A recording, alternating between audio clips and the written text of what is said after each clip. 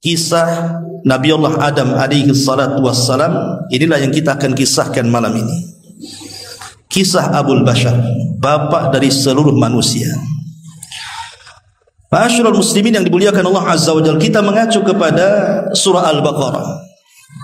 Baru kita bentangkan dan kita kuatkan dengan surat-surat yang lainnya dan juga hadis-hadis Nabi sallallahu alaihi wasallam ataupun perkataan para ulama dan kisah-kisah Israiliyat supaya nyambung kisahnya, enak didengarnya dan bisa kita petik pelajarannya. Ma'asyiral muslimin yang dimuliakan Allah Subhanahu wa taala, di dalam surah Al-Baqarah, tepatnya pada ayat 30 dan seterusnya,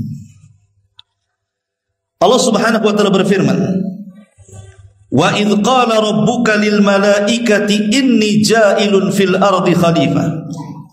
Qalu ataj'alu fiha man yufsidu fiha wa yasfiku ad-dima wa nahnu nusabbihu bihamdika wa nuqaddisu lak. Qala inni a'lamu ma la ta'lamun. Dan ingatlah ketika Rabbmu berfirman kepada para malaikat, sesungguhnya aku hendak menjadikan seorang khalifah di permukaan bumi. Mereka berkata, mengapa engkau hendak menjadikan khalifah di bumi itu orang yang akan merusak bumi, menumpahkan darah, padahal kami senantiasa bertasbih dengan memujimu dan mensucikan kamu. Maka Allah berfirman, sesungguhnya aku mengetahui apa yang kalian tidak tahu. Bertolak dari surah Al-Baqarah ayat 30 ini. Inilah permulaan kisah Nabi Allah Adam alaihi salatu wassalam. Nabi Adam alaihi salatu wassalam disebutkan di dalam Al-Quran itu 25 kali. Di beberapa ayat di dalam Al-Quranul Karim. Ketika Adam alaihi salatu wassalam belum lagi diciptakan, bumi yang kita pijak ini sudah ada penghuninya. Siapa penghuninya? Dari kalangan jin. Jinlah yang pertama kali menghuni bumi. Tetapi tabiat jin itu berbeda dengan manusia. Karena jin itu lebih banyak yang jahat dibandingkan yang baik. Berbeda dengan manusia, lebih banyak yang baik dibandingkan yang jahat. Sehingga tabiat jin itu suka merusak, suka menumpahkan darah, suka berperang, rebutan kekuasaan dan begitu seterusnya. Karena kehidupan jin itu kurang lebih dengan kehidupan manusia, tidak ada bedanya. Seperti itulah kehidupan manusia, seperti itulah kehidupan jin. Sehingga kemudian di tengah-tengah rusaknya bangsa jin ini, Allah Subhanahu wa taala ingin mentertibkan mereka. Maka Allah Subhanahu wa taala pilih dari kalangan jin itu jin yang paling saleh. Quran tidak menyebut namanya, hadis juga tidak menyebut namanya, tetapi dalam kisah Israiliyat itu disebut namanya, namanya Ajazil. Itulah jin yang paling saleh, yang kemudian kesolehannya mengangkat derajat jin Azazil ini sehingga diangkat ke langit dan hidup di tengah-tengah para malaikat. Bahkan dia menguasai langit pertama, bahkan pernah tinggal di surga. Akhirnya kemudian Allah Subhanahu wa taala memberikan pasukan kepada Ajazil ini berupa para malaikat. Karena malaikat itu makhluk yang pertama kali diciptakan dari makhluk-makhluk yang berakal. Makhluk yang berakal itu 3. 1 malaikat, 2 jin, dan 3 manusia. Dan secara urutan penciptaan, pertama Allah ciptakan malaikat, kedua Allah ciptakan jin, dan yang terakhir Allah ciptakan manusia. Dan itu berdasarkan tartib hadis. Nabi SAW mengatakan, khuliqatil malaika min nur, wa khuliqatil jan min marijim min nar, wa khuliqa lakum mimma wa khuliqa Adam mimma wusifa lakum. Allah ciptakan malaikat dari cahaya, Allah ciptakan jin dari ujung nyala api, dan Allah ciptakan Adam sebagaimana yang Allah sifatkan seperti itu kalian. Artinya di sini Allah mentertibkan secara ciptaan malaikat dulu, kemudian jin, kemudian manusia. Kembali kepada kisah bahwa Allah kemudian memberikan pasukan kepada Ajazil berupa para malaikat. Akhirnya kemudian Ajazil ini memimpin para malaikat untuk menyerang bangsa jin yang jahat. Sebagian jin akhirnya mereka dipenjarakan, dilempar ke lautan, dilempar ke pulau-pulau yang tidak berpenghuni, sehingga jin itu ada di mana-mana. Karena keberhasilannya, Ajazil kemudian memberantas bangsa jin ini dan memisahkan jin yang baik dan jin yang jahat. Karena jin juga sama dengan manusia, ada yang soleh, ada yang tidak. Dan itu sesuai dengan perkataan jin dalam surah jin itu. Apa kata jin? Wa inna minna salihuna wa minna duna dzalik kunna tara'iqa qidada. Kami bangsa jin ada yang soleh, dan kami bangsa jin juga ada yang tidak seperti itu, maksudnya jahat. Kami ini bertingkat-tingkat. Dan ingat, tidak ada satupun nabi dan rasul yang diutus dari bangsa jin. Semua nabi dan rasul itu hanya diutus dari bangsa manusia saja. Makanya jin itu belajar kepada manusia. Tidak ada manusia belajar kepada bangsa jin. Sebaliknya jin belajar kepada kita, maksudnya belajar agama. Kalau jin belajar kepada manusia jadi soleh dia. Kalau manusia belajar sama jin jadi dukun dia. Karena jin itu jahat kan begitu. Lah akhirnya kemudian, setelah kemudian bangsa jin itu sudah mulai tertib kehidupannya, maka sebagai hadiah Ajazil kemudian ditempatkan oleh Allah Azza wa Jal di sorga. Dialah menjadi khazanatul jannah, penjaga sorga. Singkat cerita, akhirnya kemudian Allah Subhanahu wa ta'ala hendak menciptakan makhluk yang akan bergenerasi. Artinya makhluk yang akan bergenerasi itu yang akan terus keberlangsungannya, yang disebut dengan khalifah. Khalifah itu artinya yakhlufu ba'duhu ba'dha, makhluk yang akan bergenerasi terus. Hilang generasi pertama, datang generasi kedua, hilang generasi kedua, datang generasi ketiga. Itulah yang disebut dengan manusia. Makanya di sini Allah Subhanahu wa ta'ala memberitahu para malaikat. Dan Allah mengatakan, wa idh qala rabbuka lil malaikati inni ja'ilun fil ardi khalifah. Dan Rabbmu berkata kepada para malaikat, aku akan menciptakan makhluk yang akan menghuni bumi dan dia menjadi khalifah. Khalifah di sini artinya apa? Makhluk yang bergenerasi, yang akan terus, tidak keberlangsungannya akan terus ada.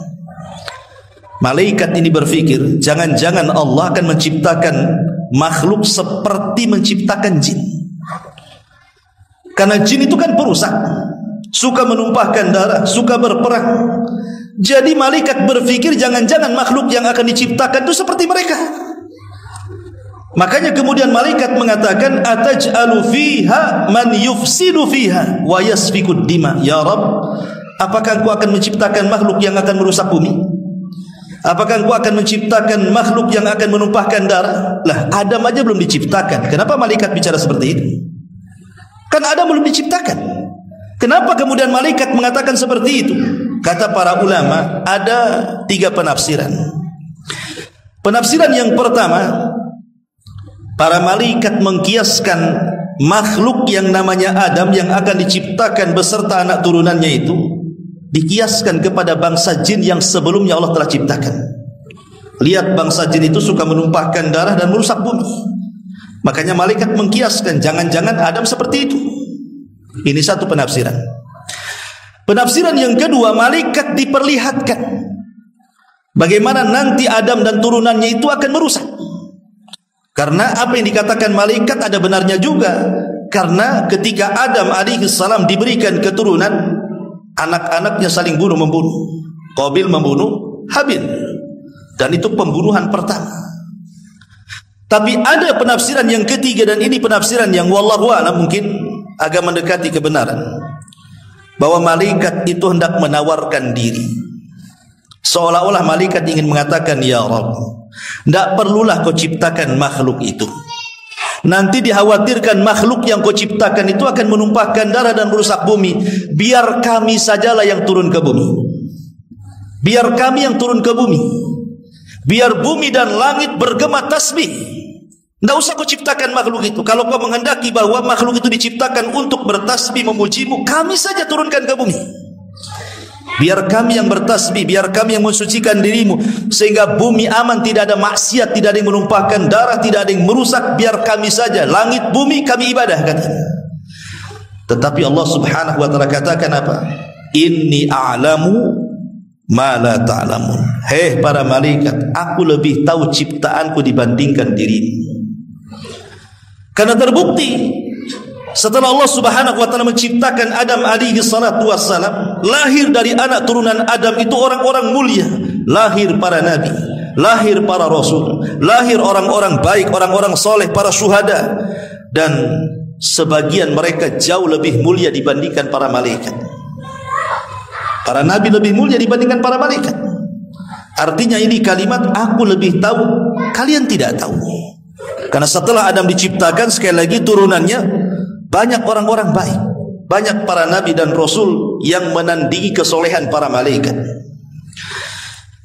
Ma'asyiral muslimin yang dimuliakan Allah Azza wa Jalla, setelah dialog seperti ini, maka mulailah kemudian Allah subhanahu wa ta'ala mulai menciptakan Adam alaihi salatu wassalam. Bagaimana caranya?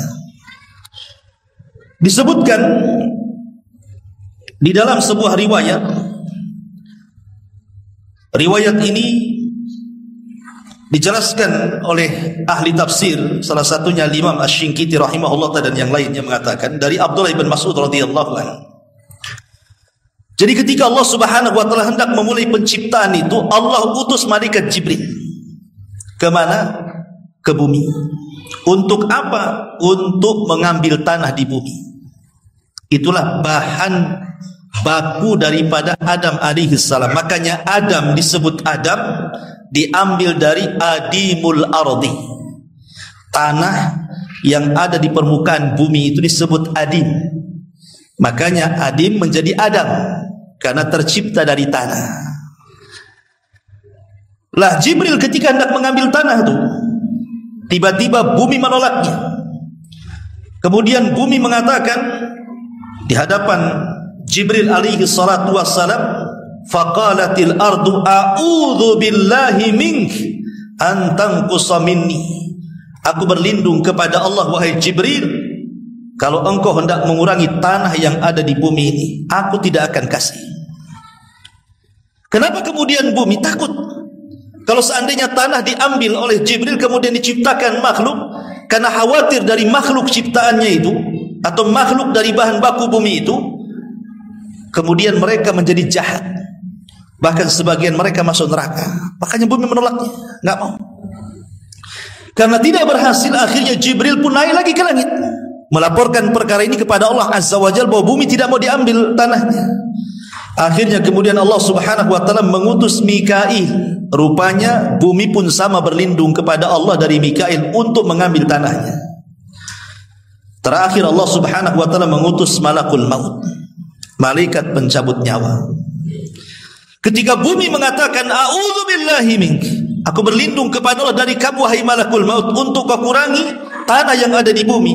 Malaikat maut justru mengatakan, aku pun berlindung kepada Allah kalau aku tidak mengambil tanah. Dibalik oleh malaikat maut.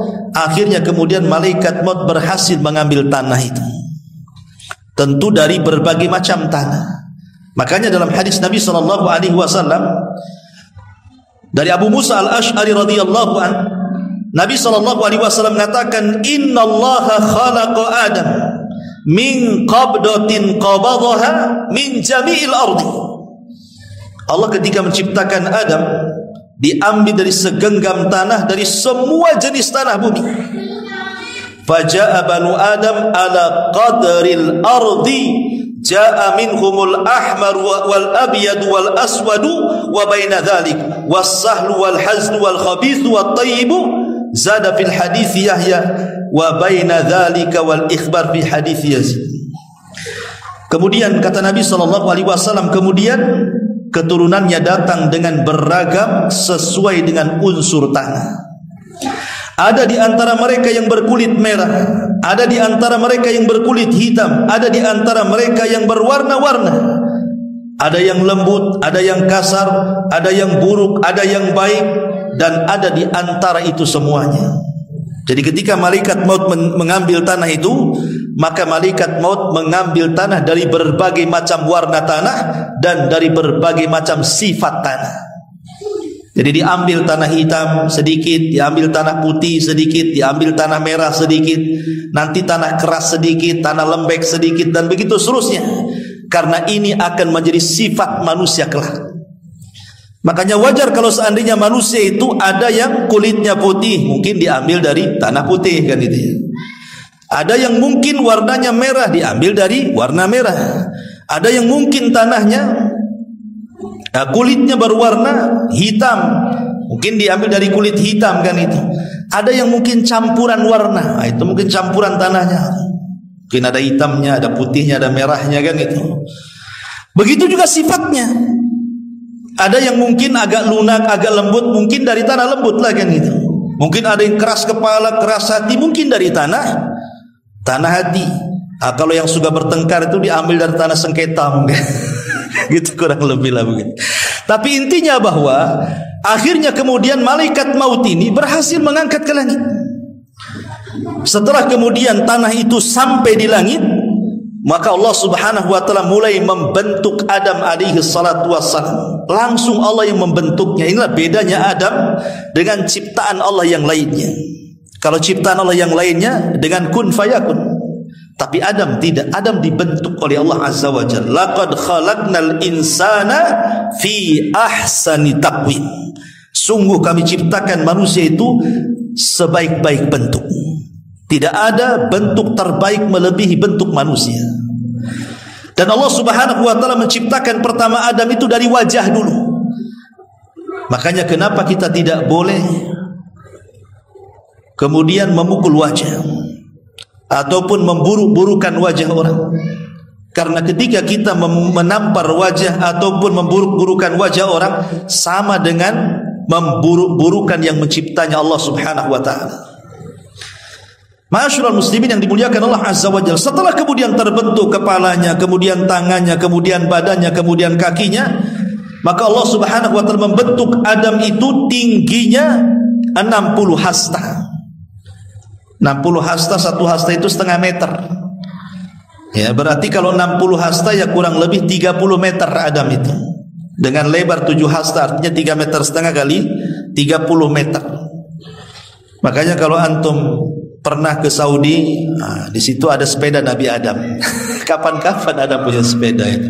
Itu mungkin replika. Kalau mungkin sepeda itu ada di zaman Nabi Adam, ya seperti itulah besarnya gitu. Rupanya sepeda itu dari Jogja katanya. Dia dari Jogja, disebut sepeda Nabi Adam pula.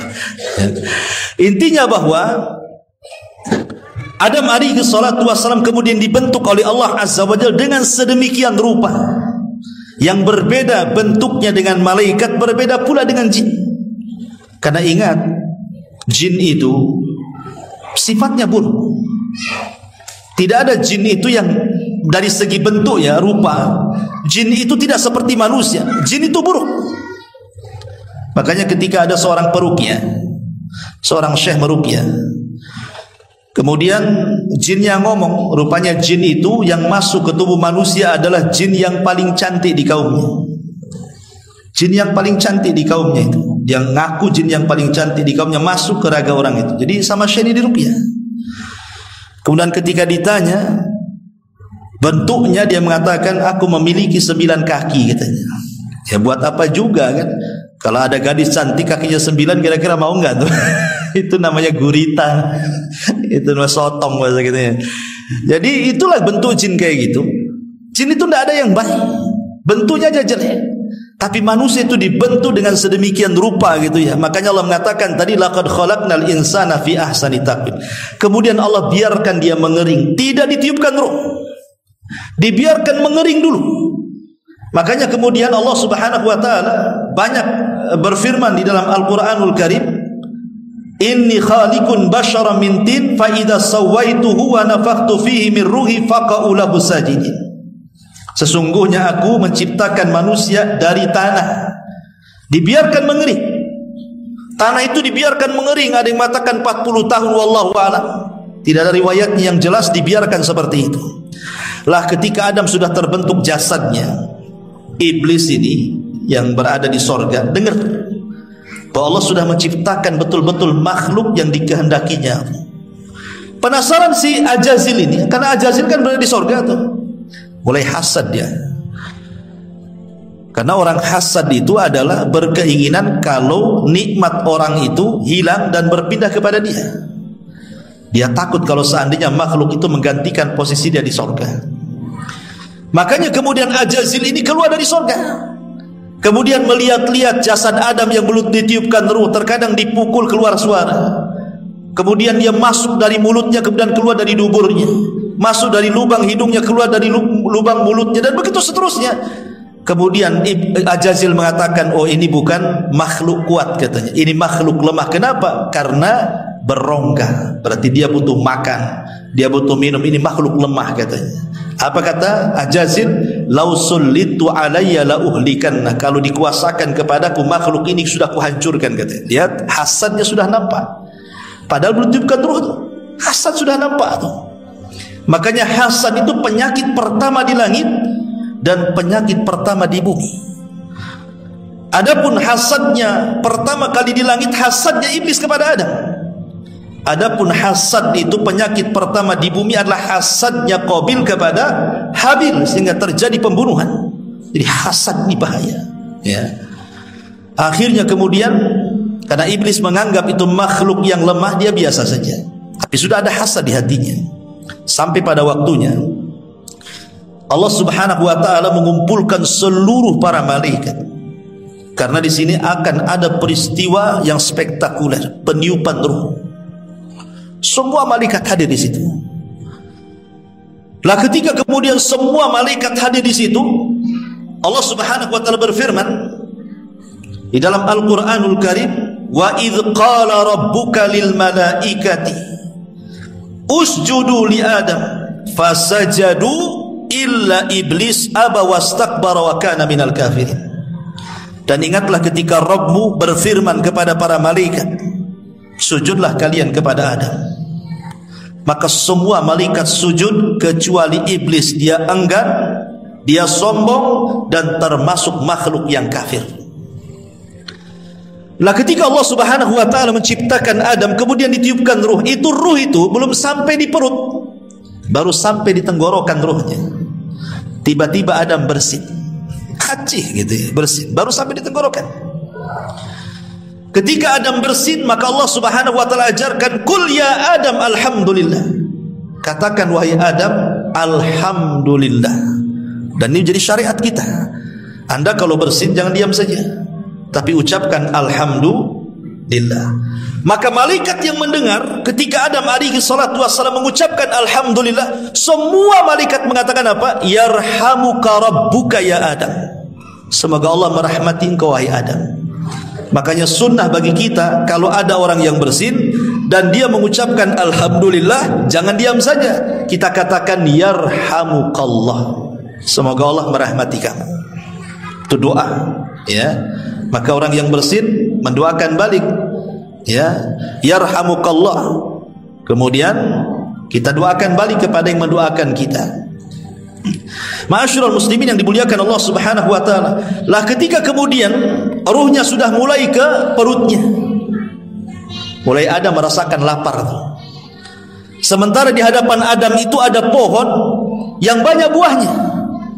Maka Adam belum lagi ruh sampai di kakinya, tangannya sudah mulai meraba-raba ingin memetik buah tadi, ingin makan, padahal ruh belum sampai di kaki itu. Dari sini kata para ulama, Adam alaihi salatu wasalam tersifati dengan sifat isti'jal, terburu-buru. Makanya keturunannya akan seperti itu, akan seperti itu.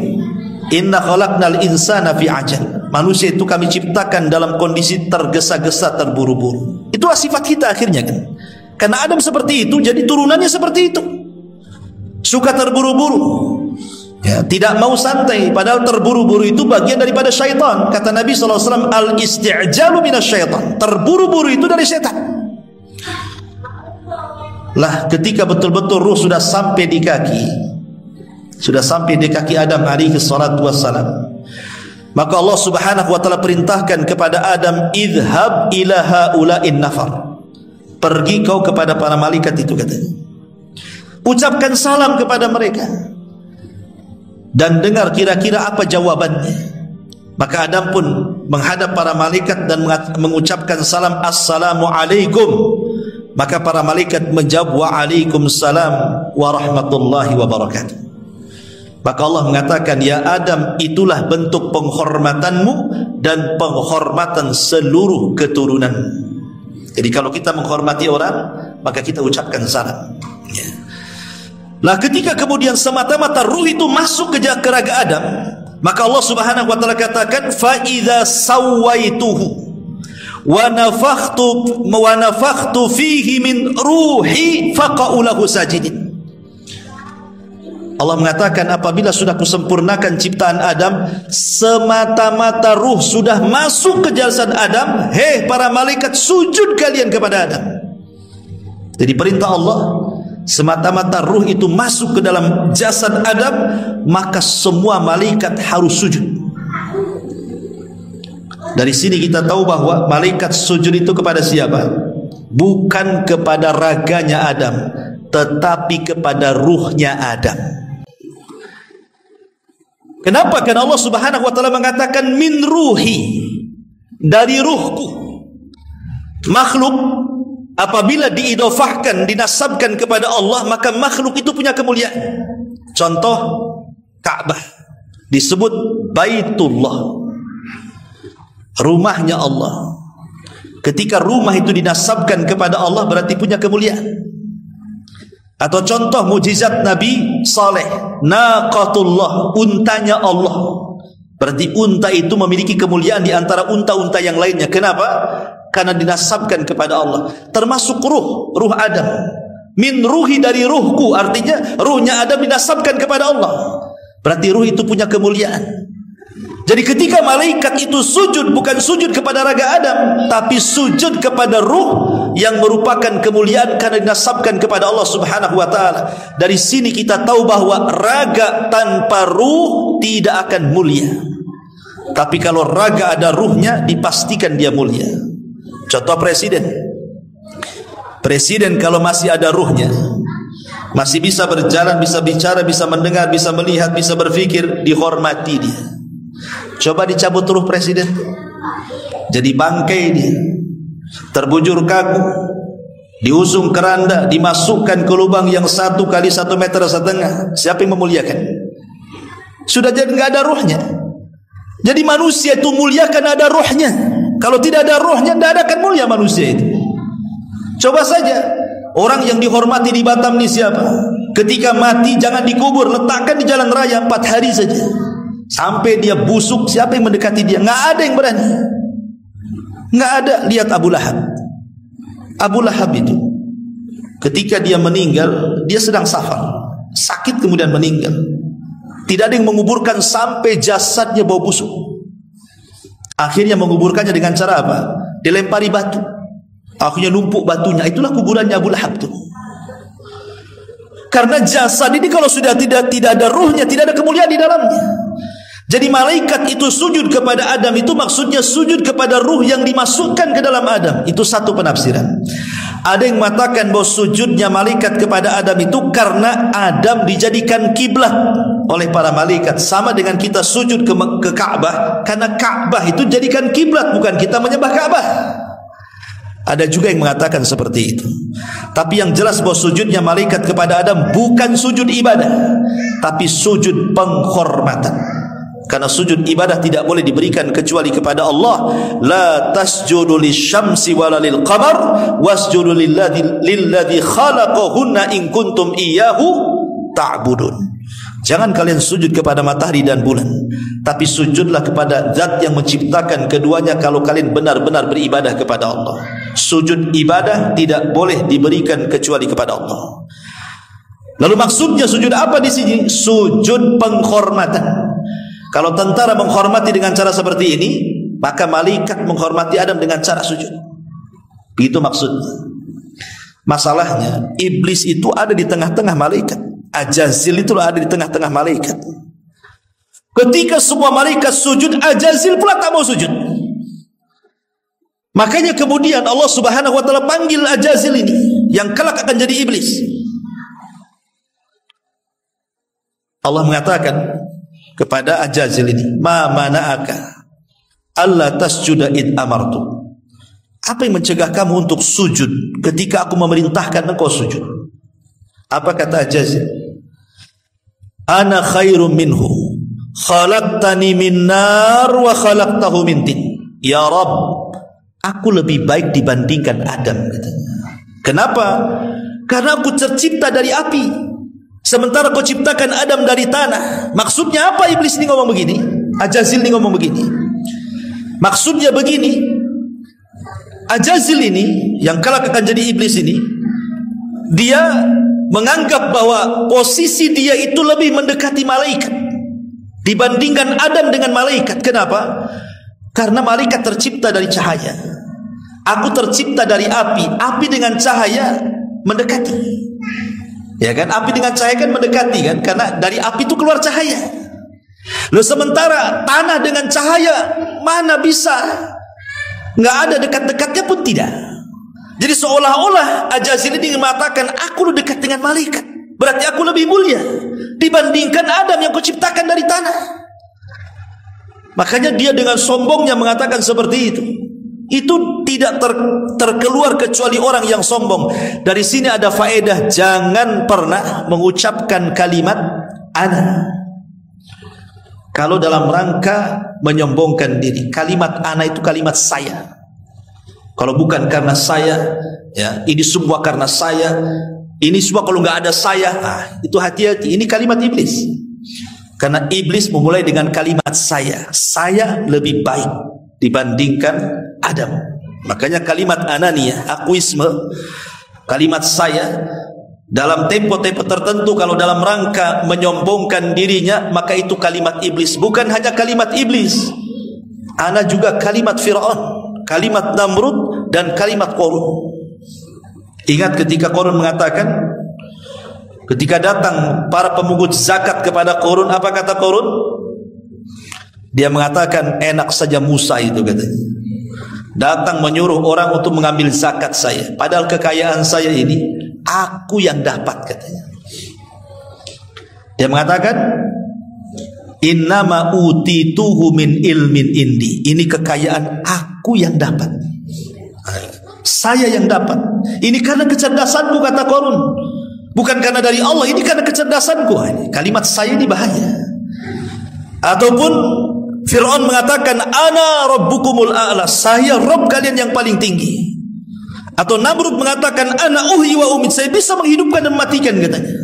Jadi kalimat saya ini bahaya. Dalam tempo-tempo tertentu jangan mengucapkan kalimat saya, aku, ana, gitu ya. Kalau dalam rangka kesombongan, ini kalimat setan.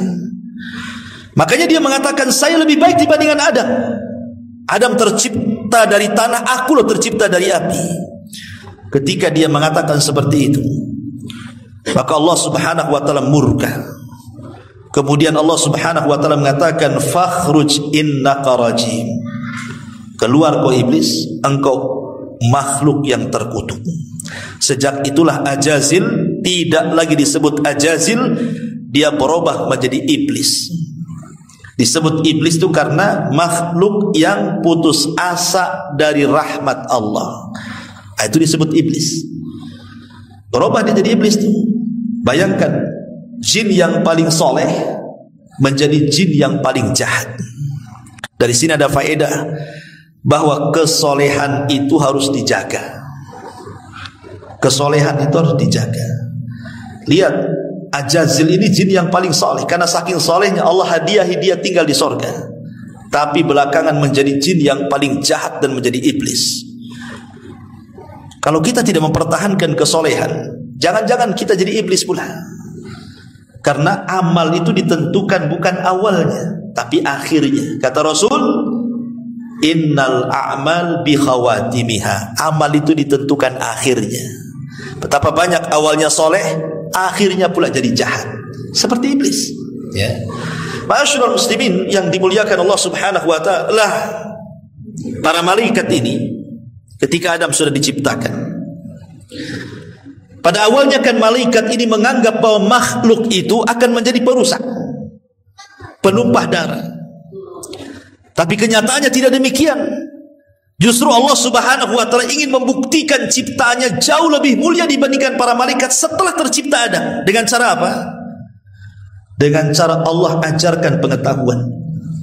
Maka ayat selanjutnya 31-nya Al-Baqarah, Allah mengatakan, wa 'allama Adamal asma'a kullaha thumma aradahum 'alal malaikati faqala anbi'uni bi asma'i haula'i in kuntum shadiqin.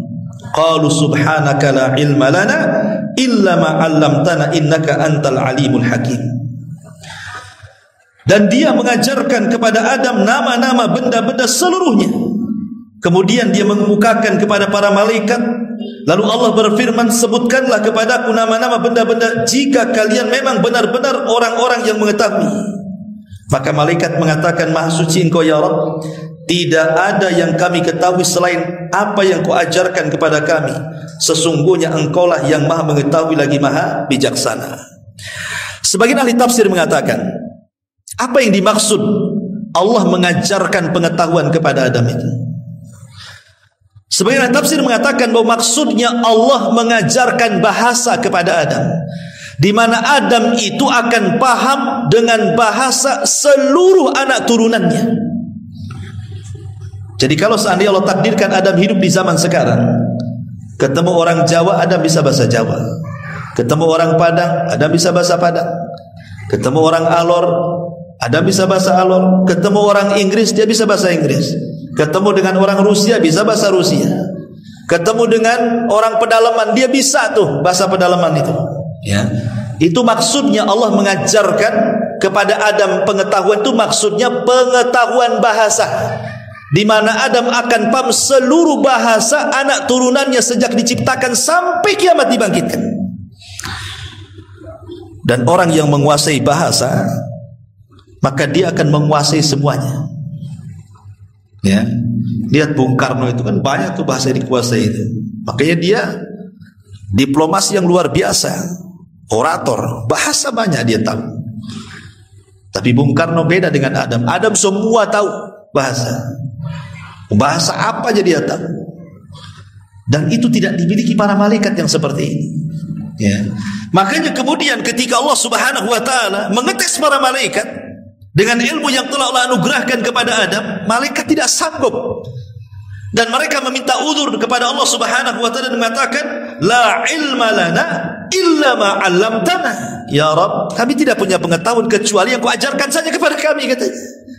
Dari sini kata para ulama, lihat Adam diunggulkan dari para malaikat. Karena apa? Karena ilmu pengetahuan. Jadi Adam alaihi salatu wassalam dimuliakan di atas para malaikat karena ilmunya. Bahkan seluruh anak turunannya juga dimuliakan karena pengetahuannya. Wa karramna bani Adam, kami muliakan anak Adam. Dan Allah katakan, yarfa'illahu alladhina amanu minkum walladzina utul ilma darajat.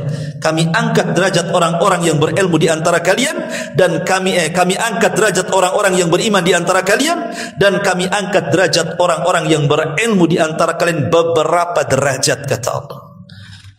Dari sini kita tahu bahwa malaikat baru nyadar.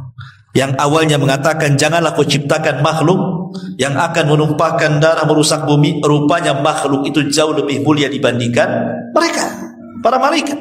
Ya, Adam alaihi salatu wassalam. Maka ketika kemudian Adam diberikan pengetahuan, iblis makin hasad lagi dia. Makin hasad dia. Sudah Allah ciptakan Adam, langsung dibentuk oleh Allah, ditiupkan ruh langsung oleh Allah, diberikan pula pengetahuan oleh Allah. Berarti kan nikmatnya makin menumpuk tuh. Iblis makin sakit hati. Karena orang hasad itu, dia akan lebih hasad dan akan bertambah-tambah hasadnya kalau kenikmatan orang lain makin banyak lagi, kan gitu. Dia tetangga beli mobil, mulai tensinya naik. Beberapa bulan naikkan pula rumahnya tingkat 2, naik lagi tensinya. Beberapa bulan naik lagi tingkat 3, makin akhirnya setruk tuh. Kan begitu ya orang hasad tuh. Yang dihasadi tenang-tenang saja, dia makin sakit. Ya. Begitulah iblis, dia makin sakit dia. Kenapa kok Adam masih diberikan nikmat ini terakhir akhirnya apa? Dimasukkan pula ke sorga. Yang tadinya iblis di sorga dikeluarkan, sekarang Adam pula masuk sorga, makin sakit hatilah. Itulah hasad kedengkian yang luar biasa tuh iblis. Ma'asyiral muslimin yang dimuliakan Allah Azza wa Jalla. Makanya kemudian Allah Subhanahu wa taala ketika hendak memasukkan Adam ke dalam sorga sebagai pengganti iblis, maka Adam alaihi salatu wassalam ditidurkan sesaat oleh Allah Subhanahu wa taala karena Allah hendak menciptakan pasangannya, Hawa. Ada yang mengatakan kenapa disebut Hawa? Ya. Ulama ketika mengatakan kenapa Hawa disebut Hawa, ada yang mengatakan li'anna Hawa khuliqat minal mar'il hayy. Karena Hawa disebut Hawa itu karena tercipta dari makhluk yang hidup. Adam kan hidup, sudah ditiupkan ruh. Kemudian Hawa diambil pula dari bagian Adam, dari tulang rusuk sebelah atas, sebelah kiri yang paling bengkok yang dekat dengan jantung, diambil. Kemudian diciptakan Hawa. Kenapa disebut Hawa? Karena tercipta dari makhluk yang hidup. Hawa itu apa? Hawa itu ya oksigen. Hawa nafas, itulah Hawa. Ya. Ini satu pendapat. Yang kedua, ada yang mengatakan bahwa kenapa disebut Hawa? Karena ummu kulli hayyin minal bashar. Dia adalah ibu dari seluruh makhluk yang akan hidup dari kalangan manusia. Ada juga yang mengatakan sumya Hawa kana launuha yamilu ila syamra. Karena Hawa itu memiliki warna arah ke coklat-coklatan. Dia punya bibir itu coklat-coklatan. Tapi ada juga yang mengatakan karena Hawa itu diambil dari tahwi. Jadi apa namanya, laki-laki akan cenderung. Arti Hawa Yahwi itu artinya cenderung, di mana seorang laki-laki akan cenderung kepada perempuan. Maka disebut Hawa karena ada kecenderungan laki-laki kepada perempuan. Tapi yang jelas bahwa Ibnu Taimiyah rahimahullahu taala mengatakan, lihat bagaimana Allah Subhanahu wa taala dengan kudrah dan iradahnya, dengan kemampuan dan kemahabesarannya, mampu menciptakan makhluk tanpa ibu dan bapa, Adam alaihi salam. Kemudian mampu menciptakan makhluk tanpa ibu, Hawa. Kemudian mampu menciptakan makhluk tanpa bapa, Isa. Kemudian menciptakan makhluk dengan bapa dan ibu, ya kita ini. Jadi ada makhluk, ada manusia tercipta tanpa ayah dan bapa, Adam. Tanpa ibu dan bapa, Adam.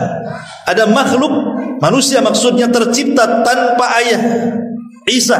Tanpa ibu, Hawa. Dan ada ibu bapa, ya kita semuanya. Tapi di sini kata Ibnu Taimiyah rahimahullah taala, lihat, sebenarnya kalau kita berpikir tentang Isa bin Maryam, itu tidak lebih hebat penciptaannya dibandingkan Adam dan Hawa. Kalau seandainya Isa dituhankan oleh orang-orang Nasrani karena dia terlahir tanpa bapa, sekarang Adam juga tanpa bapa, bahkan tanpa ibu, kenapa tidak dituhankan? Hawa terlahir tanpa ibu, kenapa tidak dituhankan? Kenapa hanya Isa saja? Makanya dari sini Allah Subhanahu wa taala mengatakan inna masala Isa kamasali Adam. Permisalan Isa loh sama dengan Adam. Apa bedanya? Adam lebih hebat lagi.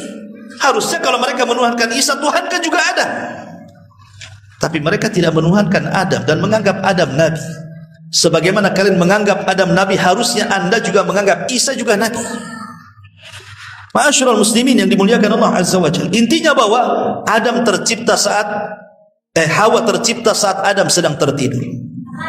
Kenapa Hawa diciptakan saat Adam tertidur? Supaya Adam tidak benci dengan Hawa. Jadi ketika Adam sedang tertidur, Allah ambil tulang rusuk sebelah kiri, yang paling atas, yang paling bengkok, yang dekat dengan jantung diambil. Kemudian diciptakan Hawa, dibaringkan di sebelahnya. Ketika Adam alaihi salatu wassalam terbangun, kaget, rupanya ada perempuan di sampingnya. Kemudian ditanya, mana anti, siapa kamu? Maka Hawa mengatakan, saya Hawa. Adam mengatakan, kenapa Allah ciptakan kamu? Kata Hawa, li askuna ilaika, supaya aku bisa memberikan ketenangan kepadamu. Dari sini Allah katakan, wa min ayatihi an khalaqalakum min anfusikum azwaja litaskunu ilaiha wa ja'ala bainakum mawaddatan wa rahmah inna fi dzalika laayatin liqaumin yatafakkarun. Dan dari tanda-tanda kuasa Allah, Allah jadikan kalian berpasangan. Ada suami, ada istri. Gunanya untuk apa? Litaskunu ilaiha, supaya engkau merasa tenang dengan pasanganmu. Kemudian terciptalah mawaddah, rasa cinta, warahmah dan kasih sayang. Dan itu semua adalah kekuasaan Allah bagi orang-orang yang berfikir. Maka Adam diciptakan Hawa supaya dia tidak ketakutan di sorga. Karena seindah apapun sorga, ikhwan, seindah apapun sorga, kalau hidup sendirian itu ketakutan. Coba saja antum hidup sendirian di Batam. Satu kota Batam milik anda lah, tapi sendirian hidupnya. Lontang lantung ke Batam Center sendiri, ke Jodoh sendiri, ke Barelang sendiri. Apa nggak takut sendirian? Ya. Supaya tidak ketakutan, diciptakan pasangannya. Minimalnya kalau dua orang dan beda jenis laki-laki dan perempuan, nggak akan takut hidup itu. Dulu kuburan itu hal yang menakutkan. Lewat kuburan saja kita lari. Sekarang enggak, orang pacaran di kuburan udah takut lagi karena dua-duanya setan. Akhirnya kan nggak takut kan di situ karena berdua. Coba sendirian, jangan dibawa pasangannya, suruh duduk di atas kuburan, apa nggak merinding dia. Tapi kalau berdua itu hilanglah rasa takutnya. Makanya diciptakan Adam, diciptakan Hawa untuk Adam itu maksudnya untuk menghilangkan perasaan takut Adam, sehingga tumbuh cinta dan kasih sayang di antara keduanya. Makanya Allah mengatakan ayat selanjutnya kepada Adam alaihi salatu wassalam, wa qulna ya Adam uskun anta wa zawjukal jannah. Al-Baqarah 35-nya. Dan kami berfirman, wahai Adam, diamilah oleh kamu dan istrimu sorga itu. Wa kula minha ragadan haitsu syi'tuma wa la taqraba hadhihi asy-syajarata fatakuna minadh dhalimin. Dan makanlah makanan-makanan yang banyak yang ada di sorga yang kau sukai, tapi ingat, janganlah kamu dekat pohon ini yang menyebabkan kamu termasuk orang zalim. Jadi Allah Subhanahu wa taala idza arada syai'an ahya asbabah. Ikhwan, Allah itu kalau menghendaki sesuatu pasti Allah akan hidupkan sebabnya. Segala sesuatu itu pasti ada sebab. Setiap akibat ada sebab. Namanya ada sebab akibat kan itu ya. Tidak ada perkara di dunia itu yang tidak ada sebabnya. Pasti ada sebabnya. Orang mati aja ada sebabnya. Ya. Orang dapat rizki ada sebabnya. Orang punya anak pun ada sebabnya. Semua ada sebabnya. Di kehidupan dunia pasti ada sebabnya. Lah Adam alaihi salatu wassalam kan memang diciptakan oleh Allah bukan untuk tinggal di sorga. Karena Allah sebelumnya sudah ngomong di hadapan para malaikat, inni ja'ilun fil ardi, aku akan jadikan makhluk di bumi bukan di sorga. Sehingga Adam tidak mungkin lama di sorga, karena tujuan Allah itu bukan menciptakan di sorga, tapi menciptakan makhluk untuk di bumi. Makanya bagaimana caranya Adam itu tidak tinggal di sorga, dia harus ke bumi. Maka Allah ciptakan sebabnya. Apa sebabnya? Allah uji Adam dengan cara apa? Hei Adam, hei Hawa, masuk ke sorga, makan minum semua yang kenikmatan di sorga itu. Tapi ingat, ini satu pohon, jangan kau dekat-dekat. Satu pohon ini jangan kau dekat-dekat. Kalau kau dekat, kau lihat, kau makan, bahaya. Bayangkan, dari sekian ribu pohon di sorga cuma satu. Sebenarnya kan gampang saja kan, ngindari yang satu kan. Kan kenikmatan sorga yang lain banyak. Tapi masalahnya bukan di Adam, bukan di Hawa, tapi di iblis masalahnya, yang sudah sakit hati. Iblis ini masih di langit. Ketika melihat Adam dengan istrinya diberikan banyak nikmat oleh Allah Azza wa Jalla, mulai dari diciptakan langsung oleh Allah, ditiupkan ruhnya oleh Allah, diberikan pengetahuan oleh Allah, dimasukkan lagi oleh Allah, makin stres iblis ini. Mulailah iblis ingin memberikan was-was. Masalahnya macam mana dia sudah tidak di sorga, Adam di sorga, macam mana cara masuknya? Al-Imam Asy-Syinkiti rahimahullahu ta'ala menyebutkan dalam tafsirnya Adwail Bayan beberapa penafsiran para ulama. Yang pertama, mengambil kisah Israiliyat dari Abdullah bin Abbas radhiyallahu anhuma, bahwa Allah Subhanahu wa taala itu menciptakan ular yang sangat besar sekali, dan itu ular terindah yang Allah ciptakan di langit. Lah ular ini keluar masuk surga. Ya, ular ini keluar masuk surga. Memang Allah berkehendak seperti itu. Lah iblis ini mengambil kesempatan bekerja sama dengan ular itu. Akhirnya kemudian dia masuk ke dalam ular itu, kemudian berhasil keluar masuk surga. Ini satu pendapat. Tapi sekali lagi tidak ada Quran, tidak ada hadis Nabi, ini kisah Israiliyat. Ya. Dan kita tidak perlu berpegang dengan kisah Israiliyat. Kisah Israiliyat itu hanya pelezat kisah saja. Ingat ya, karena diambil dari Taurat, bukan dari Quran. Kita punya Quran. Pendapat yang kedua, sebenarnya tidak. Iblis itu tidak pernah masuk surga. Dia hanya berdiri di samping surga. Dia tidak bisa masuk surga karena sudah terusir. Cuman iblis ini memberikan was-was dari luar surga. Bagaimana caranya? Tentu Allah berikan kekuasaan kepada iblis untuk memberikan was-was dari luar surga ke dalam surga. Dan Allah Maha Kuasa atas segala sesuatu. Karena ini kan ujian kepada Adam. Intinya bahwa entah iblis masuk ke dalam ular dan berhasil masuk ke dalam surga, atau mungkin iblis tidak masuk ke dalam surga berdasarkan zahirnya Quran gitu ya. Tapi yang jelas bahwa iblis berhasil memberikan was-was ke dalam hati Adam dan Hawa. Apa was-wasnya?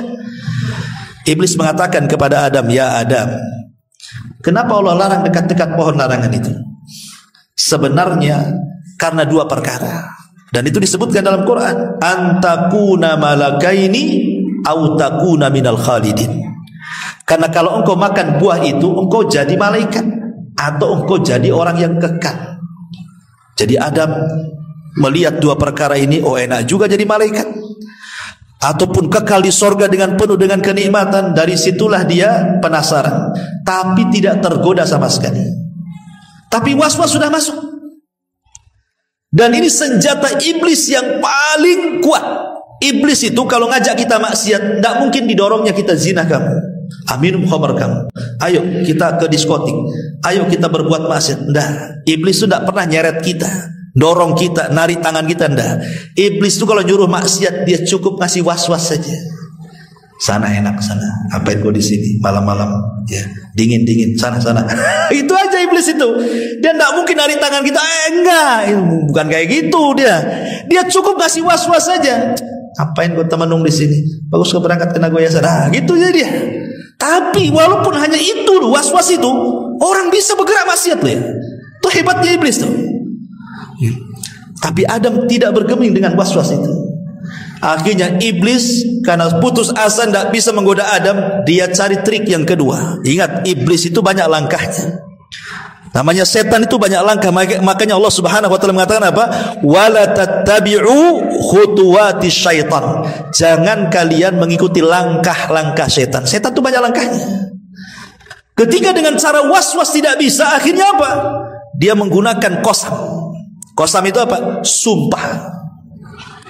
Iblis mulai bersumpah di hadapan Adam.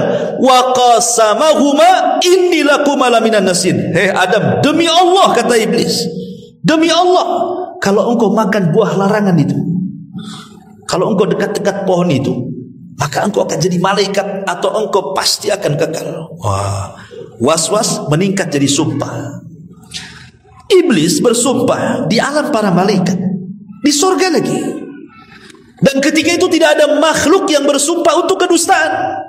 Ya Adam percaya sajalah kan begitu kan. Karena tidak mungkin ada orang bersumpah menyebut nama Allah untuk sebuah kedustaan di alam para malaikat dan di surga. Ya Adam terima saja. Oh, jangan-jangan benar jadinya. Makanya kemudian trik-trik sumpah dusta ini dipakai oleh sekarang. Orang kalau berdusta supaya tidak nampak berdustanya, bersumpah dia, wallahi saya enggak melakukannya, padahal melakukannya. Terutama para pedagang tuh, asli bang, wallahi asli, demi Allah asli, padahal palsu kan gitu ya. Biasa sumpah-sumpah palsu itulah sumpah iblis ya. Akhirnya Adam karena mana mungkin orang bersumpah untuk kedustaan, dan itulah pertama kali orang bersumpah. Adam percaya. Akhirnya Adam pun mulai mendekati, padahal Allah sudah mengatakan wala taqraba, jangan dekat-dekat, sebab kalau dekat penasaran. Akhirnya didekati, mulai penasaran. Ditengok mulai penasaran, diraba mulai penasaran. Akhirnya kemudian Diambillah 2 buah, satu diserahkan ke Hawa dan satu dipegang dia. Ada hadis yang lemah tapi tidak sahih hadisnya. Jadi ketika kemudian Adam ini memakan buah itu, baru di tenggorokan tersadar dia, astagfirullahaladzim, akhirnya buah itu nempel di sini. Makanya laki-laki ada hulkumnya sini. Kalau perempuan nggak ada. Kalau laki-laki ada. Perempuan nggak ada kayak kita gini laki-laki. Katanya ini buah yang keselak Adam. Katanya. Tapi riwayatnya lemah. Riwayatnya tidak sahih. Tapi Hawa berhasil termakan sampai ke perut. Sebab itulah akhirnya dia diuji dengan mengeluarkan darah haid setiap bulan. Dan dia diuji oleh Allah, setiap mengandung akan merasakan kelemahan, setiap melahirkan akan merasakan kelemahan, dan setiap menyusui akan merasakan kelemahan. Sebagai hukuman karena dia makan buah itu. Terus sekali lagi ini riwayatnya tidak benar, tidak sahih, dhaif. Tapi begitulah ulama sejarah menyebutkannya seperti itu. Wallahu a'lam. Intinya bahwa akhirnya ada memakan buah larangan. Ketika makan buah larangan, disitulah Allah Subhanahu wa taala firmankan, fa'azallahum, Al-Baqarah 36-nya, fa'azallahum syaitan anha fa'akhrajahuma mimma kana fi. Lalu keduanya tergelincir oleh syaitan dari sorga dan dikeluarkan dari keadaan semula. Dan Allah katakan, qulna bitu ba'dukum li ba'din adu walakum fil ardi mustaqarr wa mata'un ilahin. Turunlah kalian, sebagian kalian akan jadi musuh bagi yang lainnya, dan bagi kalian ada tempat kediaman di bumi dan kesenangan hidup sampai waktu yang ditentukan.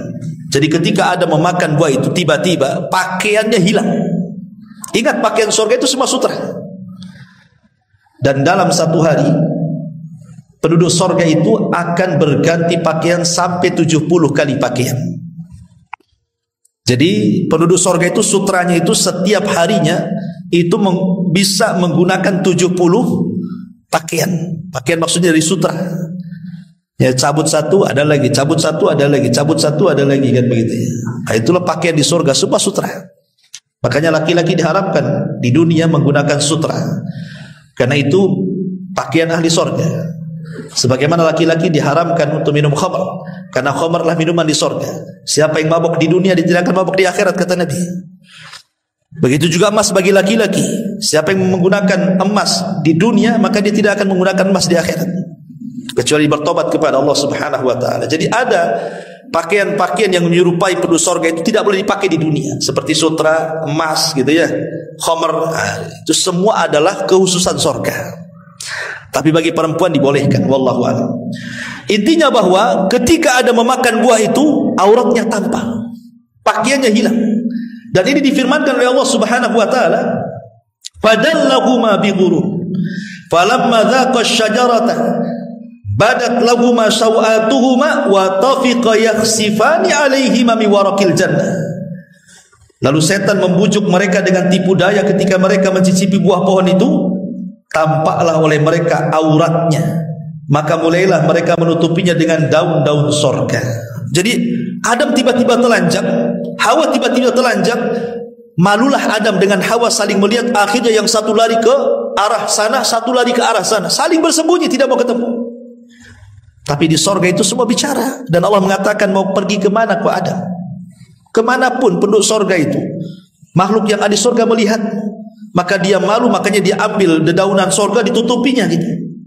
Tapi itulah bagaimana kalau orang sudah membangkang syariat Allah, Allah buka auratnya. Dan dari situlah kemudian Allah Subhanahu wa taala katakan, keluarlah kau dari sorga, turunlah ke bumi. Ada yang mengatakan bahwa ketika Adam alaihi salatu wassalam turun ke bumi, maka ada 4 makhluk yang ikut turun dengan Adam. Jadi ada 4 makhluk sorga yang ikut turun ke bumi bersama Adam alaihi salatu wassalam. Apa saja makhluk itu? Yang pertama, makhluk yang turun dengan Adam ke sorga adalah kurma. Tapi yang dimaksud di sini adalah kurma ajwa. Kurma ajwa itu kurma Madinah. Kan kurma itu banyak jenisnya. Tapi kurma Madinah itu beda. Karena siapa yang memakan kurma Madinah 7 butir di pagi hari, maka dia tidak akan terkena gangguan setan, sihir, hasad, dengki sampai sore hari. Siapa yang memakan 7 butir kurma Madinah di sore hari, maka dia tidak akan terkena sihir, dengki, hasad, dan begitu seterusnya sampai pagi hari. Artinya kurma Madinah itu bisa jadi ruqyah. Makanya kalau antum umroh atau haji, sempatkan datang ke Madinah, beri kurma ajwa di sana, kurma kota Madinah. Karena Nabi SAW mengatakan dalam sebuah hadis ketika bicara soal kurma ini, kata Nabi mengatakan al-ajwatu minal jannah wa fiha shifaun minas sam, bahwa kurma ajwa itu asalnya dari sorga dan padanya terdapat obat bagi setiap racun yang masuk ke dalam badan. Jadi kurma ajwa itu maksudnya asalnya ya. Kalau sekarang ya bukan dari sorga lagi. Kayak Adam itu asalnya dari tanah. Kita dari tanah? Enggak, kalau kita ini ambil pisau kan enggak keluar tanah, darah kan itu ya. Maksudnya asalnya, Adam asalnya dari tanah, tapi turunannya kan bukan dari tanah. Ya dari sperma, kemudian segumpal darah, kemudian segumpal daging, baru jadi orang kan gitu ya. Lah maksudnya pohon kurma yang pertama kali ajwa itulah dari sorga. Kemudian setelah berbuah, kemudian tumbuh biji-biji yang lainnya, ya bukan dari sorga lagi. Maksudnya asalnya dari sorga. Ini yang pertama. Yang kedua adalah Hajar Aswad. Hajar Aswad itu turun bersama Adam dari sorga. Dan itu berdasarkan hadis Nabi SAW, nazala al-hajarul aswad minal jannah wa huwa ashaddu bayadan minal laban fasawwadathu khotoya bani Adam. Kata Rasul, Hajar Aswad itu dari sorga. Dulu warnanya putih bercahaya, tapi menjadi hitam karena dosa-dosa anak Adam. Maka disebut Hajar Aswad. Hajar itu batu, Aswad itu hitam. Padahal dulunya putih, tapi karena banyak dosa dilakukan Bani Adam, makanya akhirnya batu itu berubah jadi hitam. Sama dengan hati. Hati kita ini kalau tidak ada maksiat putih, tapi kalau sudah banyak maksiat jadi hitam juga hati kita. Kemudian yang kedua, yang ketiga, Maqam Ibrahim, tempat pijakannya. Kalau habis tawaf kita disuruh sholat di belakang Maqam Ibrahim. Lah di bawah Maqam itu ada bekas pijakan Nabi Ibrahim. Lah pijakannya itu dari sorga. Kata Nabi SAW ketika bicara tentang Maqam Ibrahim, inna rukna wal maqam yakutatani min yakutil jannah tamasallahu nurahuma walau lam yatmis nurahuma la adha'ata ma bainal masyriqi wal maghrib. Sesungguhnya rukun dan maqam keduanya adalah dua permata dari sorga. Allah hapus cahayanya. Kalau Allah tidak hapus cahayanya, tentu cahaya itu akan menerangi barat dan timur, katanya. Ini yang ketiga. Dan yang terakhir adalah Sungai Nil dan Sungai Efrat. Kata Nabi SAW ketika bicara soal Sungai Nil dan Efrat ini, ra'a arba'ata anharin. Nabi melihat 4 sungai. Min asliha nahrani zahirani wa nahrani batinah. 2 sungai zahir, 2 sungai batin. Kemudian aku bertanya, ya Jibril, apa yang dimaksud sungai-sungai ini?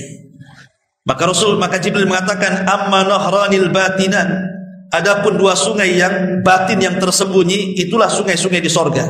Wa amma zahiran, adapun sungai-sungai yang tampak adalah an-Nil wal Furat. Maksudnya sungai Nil dan sungai Efrat. Maksudnya apa sungai Nil dan sungai Efrat? Maksudnya asal airnya. Air yang pertama kali memenuhi sungai itu dari sorga. Ya sekarang bukan dari sorga lagi.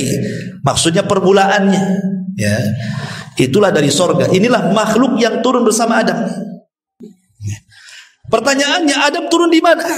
Memang Quran tidak menjelaskan Adam turun di mana. Kemudian hadis juga tidak menjelaskan Adam turun di mana. Tapi ada istiad-istiad para ulama yang kemudian mengatakan, ada yang mengatakan Adam itu turun di Sri Lanka. Di Sri Lanka di India sana. Tapi Hawa itu turun di Jeddah. Ini yang masyhur disebutkan ahli tafsir. Ya, jadi yang satu turun di Sri Lanka, yang satu turun di Jeddah. Kemudian saling cari. Ketika kemudian sudah dekat, maka tempat berdekatan disebut Muzdalifah. Kemudian ketika betul-betul ketemu, maka disebut Arafah. Kenapa Arafah disebut Arafah? Arafah itu artinya mengetahui.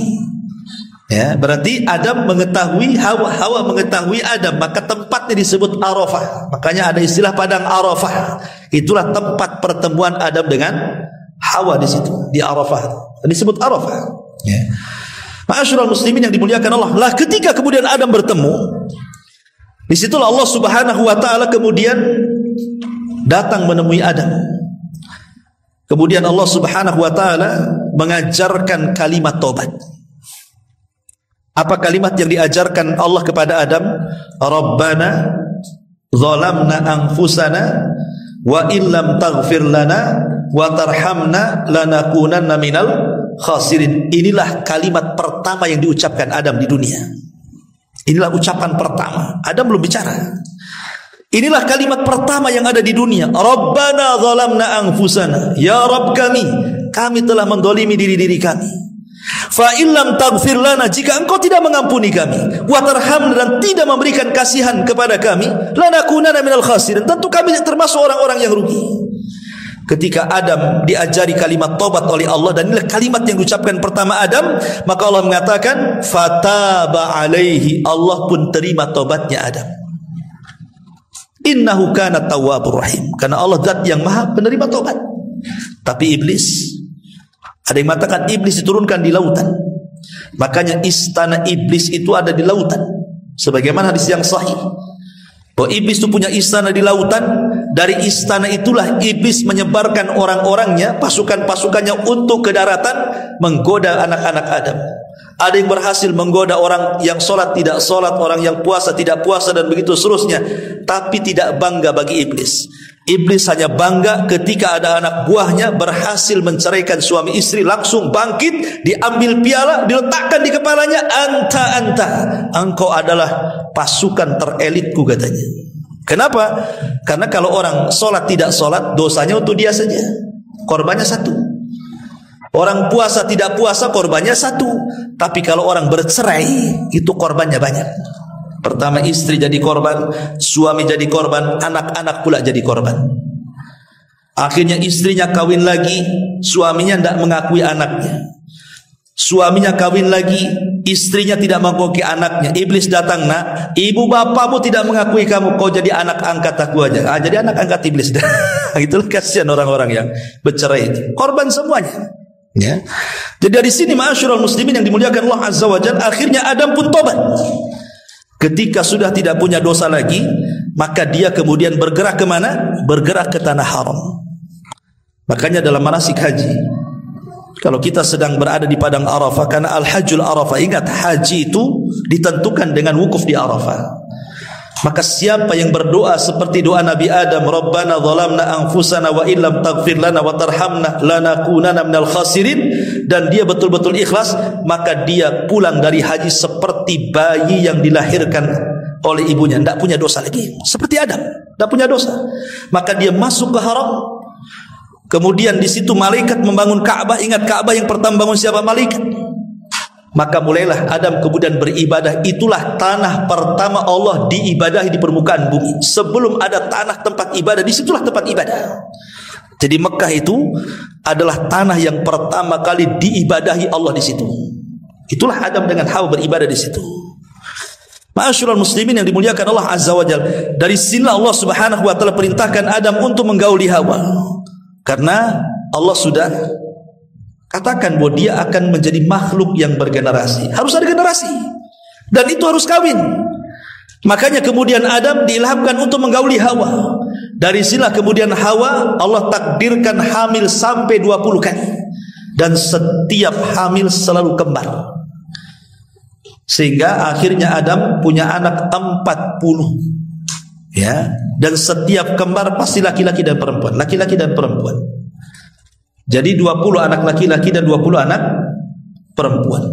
Sampai pada waktunya, akhirnya kemudian anak-anaknya sudah besar, karena tidak ada orang lain, Allah perintahkan supaya kawin silang. Yang paling besar Qabil, adiknya Habil. Kemudian kata Adam, Qabil, kamu harus menikah dengan kembarannya Habil. Habil, kau harus menikah dengan kembarannya Qabil. Setan masuk di sini. Ketika setan tidak bisa menggoda Adam, masuk ke anak-anaknya, masuk ke telinga Qabil. Bil, tengok kembaranmu, cantik kan? Tengok kembaran Habil, jelek kan? Masa kau mau kawin sama orang jelek? Mulai dikasih was-was dia. Ya, dari situ mulai hasad dia. Dia tolak mentah-mentah perintah bapaknya dan mengatakan, saya tidak mau menikah dengan kembaran Habil, saya menikah dengan kembaran saya sendiri. Kata Adam, ini perintah Allah. Kalau memang perintah Allah, mana buktinya katanya? Kalau begitu, kalian harus berkorban.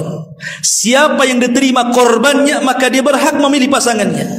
Makanya Allah mengatakan, watslu alaihim naba abnai adam bil haq idh qarraba qurbanan fatuqbila min ahadihima wa lam yutaqabbal minal akhar. Bacakan kepada mereka wahai Muhammad tentang kisah dua putra Adam, kata Allah. Ketika keduanya berkorban, yang satu berkorban dengan kambing, yang satu berkorban dengan buah-buahan, kemudian Allah terima korbannya Habil dan Allah tolak korbannya Qabil. Dari sini Qabil marah dan mengatakan, la aqtulannak, saya akan bunuh kamu. Akhirnya betul-betul terjadi pembunuhan. Itulah pembunuhan pertama di alam manusia, Qabil membunuh Habil.